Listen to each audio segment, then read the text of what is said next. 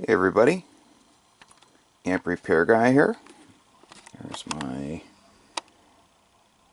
phone number and my website. So we have a tl-922 here. Take this last screw out here. Actually, 2 screws. So, guy sent this in. He had some problems with it. He said he heard some sizzling on 80 meters. So, after inspection, so that the band switch is fried, the contacts for the padding that add padding capacitance on the plate side, the plate tune side. So, I already looked at this. Plate tune cap looks good. Load cap looks good. The air variables. Plate choke looks good. Whoever had this was a smoker. Terminal strip's broken. I already removed the 2 outer screws. I'm going to have to fix that somehow. I will flip it over and I'll show the bottom. I'll be right back. Okay, here's the bottom. So I'm going to go ahead and ground the grids. Must have had a tube arc at some point. As you can see, the choke is all congealed into one piece. Normally it looks like that, 2 pi. So I'm not sure if it's open or not, but definitely took a hit. Someone changed the band switch at some point. There's some very nasty solder work here. You can see the contacts over here are shot on this switch down there. Hard to see, but so ordered a new switch. I'll change that. No new output band switch, order switch. I will do the low inductance mod to shorten the inductance path from the plate tune cap to the tube grids. I'll do the bias modification, change electrolytic for the 90 volt winding on the filament transformer, actually 80 volt winding, and do everything else. So I'll go over everything when it's all done. I'm going to get to work. Series glitch resistor, all the other stuff you see me do. Meter protection diode, be negative rail, plate supply. So I'll be back. Stay tuned. Once again, there's my phone number and my website. Be back. Okay, I'm back with the completed amplifier. Once again, there's my website and my phone number. Okay, so this thing was a real mess. Someone went in here and changed the band switch at some point. They did a really bad job.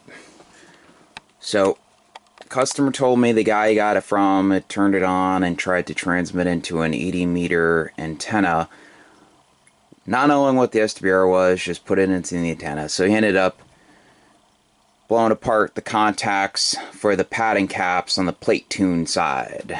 So when you go to 80 and 160, their padding caps are switched in parallel with this tuner right here. So that's what these contacts are for right here. So they're blown apart. This had been replaced, so shot.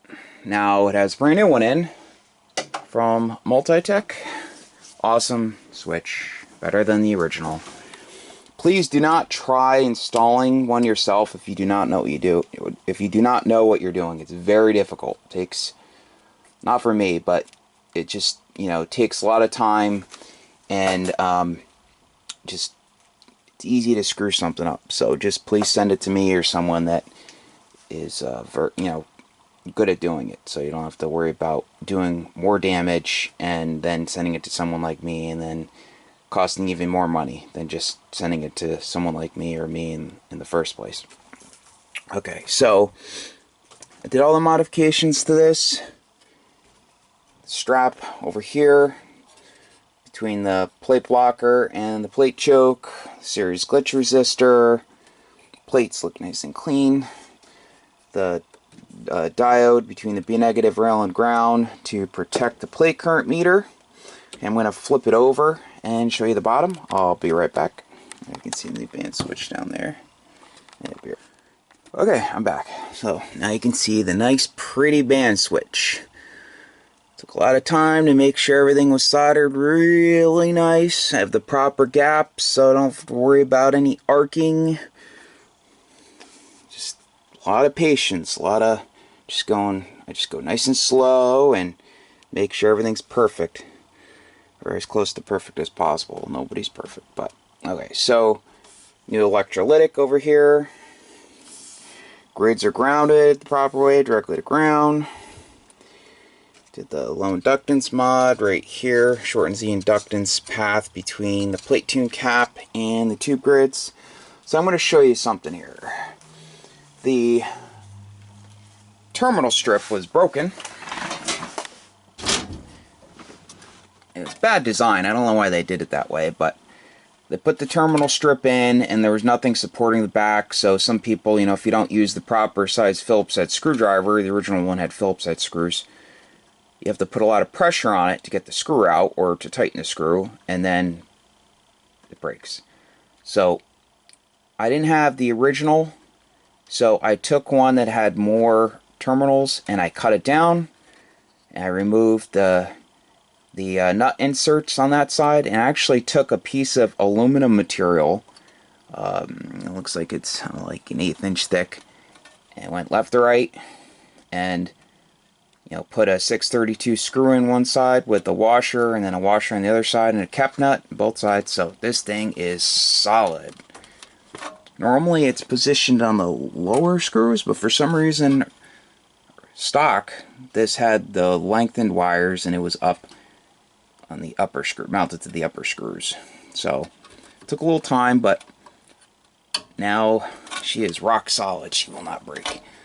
Knock on wood. So it's currently wired for 120.